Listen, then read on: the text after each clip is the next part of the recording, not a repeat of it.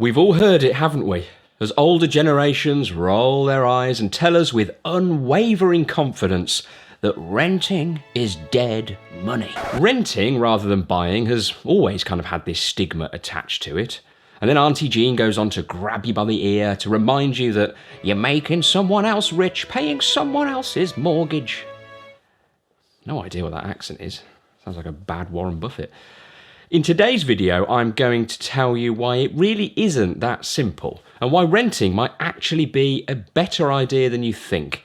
And I'm even going to tell my own renting story. Here's the thing. If you're going to say that rent money is dead money, then what's all that interest on a mortgage? If that's not dead money too, then I don't know what is. In one scenario, you're renting a place to live. In the other scenario, you're renting the money from a bank to buy a place to live. It's really not as different as you might think. The argument that you're making someone else rich applies to both too. In renting terms, it's the landlord. For the mortgage, it's the bank. Now, of course, the key difference with a mortgage is you'll actually be paying it down over time with a view in the future of not having it at all. But you will pay a load of interest along the way, especially in the early years where most of your monthly payment goes towards interest and very little to actually clearing the debt at all. Top of the list of benefits for renting is flexibility. Buying a home is a massive long-term commitment, whereas renting is much more easygoing. Most places will ask you to sign up for, say, 6 months, and then you can go on a rolling month-to-month contract. If you don't like it or your circumstances change, you just give notice and leave. Simple. Don't like the area or things aren't working out with the person that you're living with, you need more room or less room, or you've had a job offer in a completely different place, you just give notice and move on. Because of this flexibility, you can try before you buy. And I think this is a huge advantage, especially when you're young. How many of you watching are 21 or can remember being 21? You had no idea what career might be for you, where you wanted to live, whether you wanted to study more or join the circus. And that's okay. I had absolutely no idea either. Renting instead of buying gives you the ability to try living independently or with that new partner that you've got. That area that you think you might like, well, let's see if you do, all before you make more permanent decisions. It will also teach you the valuable lesson that that dirty coffee cup you leave on the side doesn't, in fact, magic itself into the dishwasher. God, now I sound old. I mean, imagine if you bought your first place with your new partner only to discover just a few weeks in that they eat too loudly. Now you've got to call the whole thing off, move out, never speak to them again, obviously.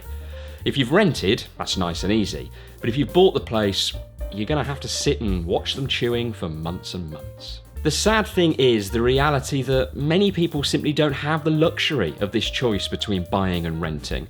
I recently did this video here where I looked at the ever-growing affordability crisis in the UK housing market right now.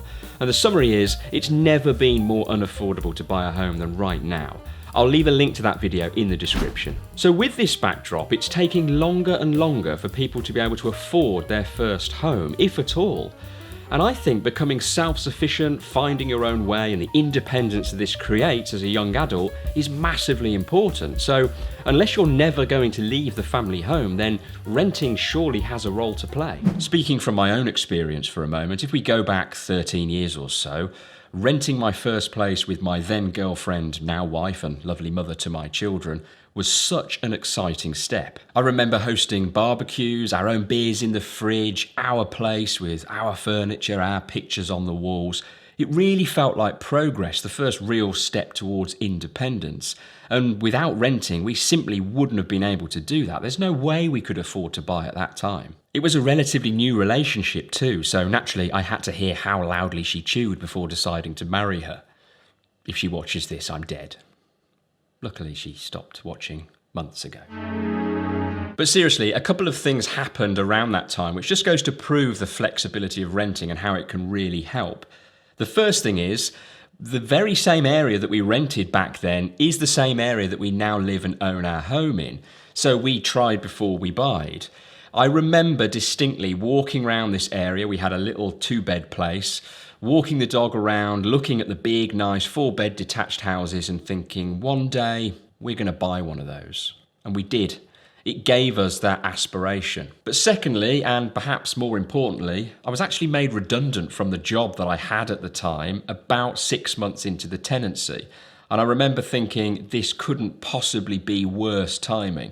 For the first time in my life, I had actual bills to pay, and for the first time in my life, I was actually losing my job. I actually, in the end, had to take a much lower paid job. I think it was something like £13,000 a year that I then took a job for. And it eventually meant that we had to give up our lovely first rented place. But if we hadn't have rented, and if we'd have bought instead, we'd have been forced to sell almost straight away. What a nightmare that would have been, and what an expensive mistake we potentially avoided. As sad as we were at the time, we now at least knew where we liked to live, and that living together worked. It gave us the confidence to start getting our finances in order and think about buying when our jobs, careers, incomes were more reliable. It actually turned out to be quite a pivotal moment in our young lives. Talking about finances, it's not just buying the thing you have to worry about. You have to keep it all in working order. Houses cost money to keep going. If you're in rented and the toilet breaks or the boiler's on the blink, no problem, it's the landlord's responsibility.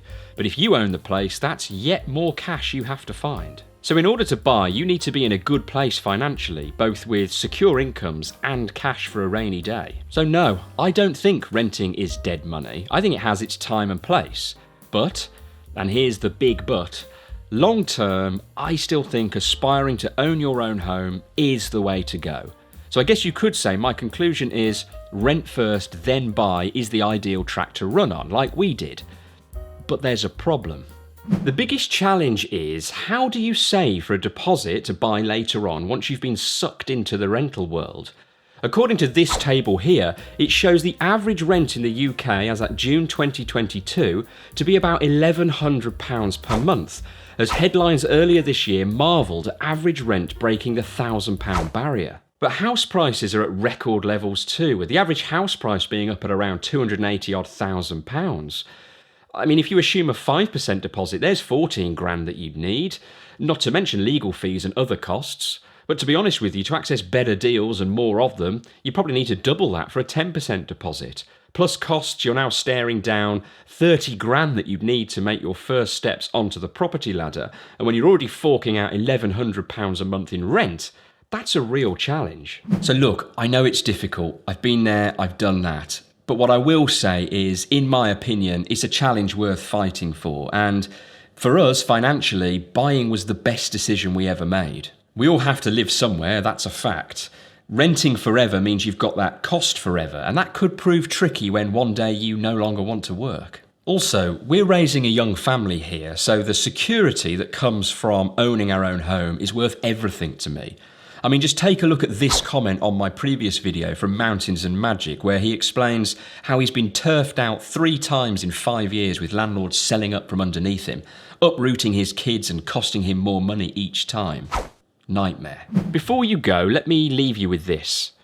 Don't sit there and compare yourself to previous generations and feel downhearted that you aren't where you should be.